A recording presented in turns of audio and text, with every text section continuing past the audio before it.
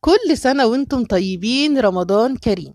النهاردة جبت لكم كده بأكلة سهلة وسريعة ومش هتاخد معاكي وقت خالص. لو انت بقى وقت الفطار قرب معاكي وعايزة تعملي أكلة سهلة وسريعة ومش هتاخد معاكي وقت، يبقى الأكلة دي جت في وقتها.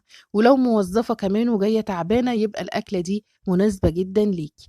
بصي بقى يا قمر، أول حاجة أنا جبت نص كيلو من اللحمة وشوحتهم كده في حتة زبدة لغاية ما أخدوا اللون القمر اللي انت شايفاه ده.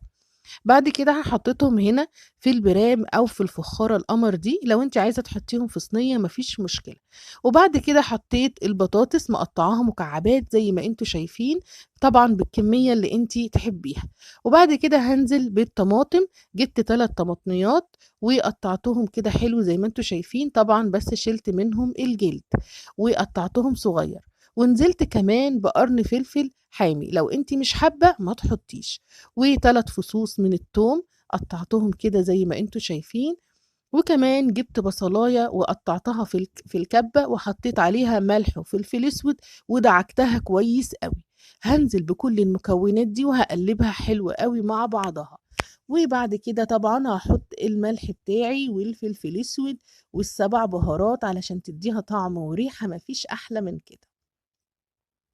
هاحط كل دوّة كده مع بعضه وهاقلّبه كويس جدًا، وبعد كده هاحطه في الفرن، بس طبعًا هاغطّيه كويس الألمونيوم فويل.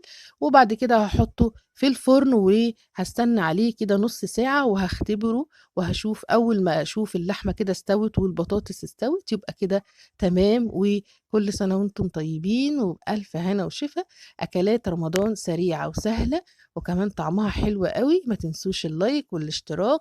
والسلام عليكم ورحمة الله وبركاته.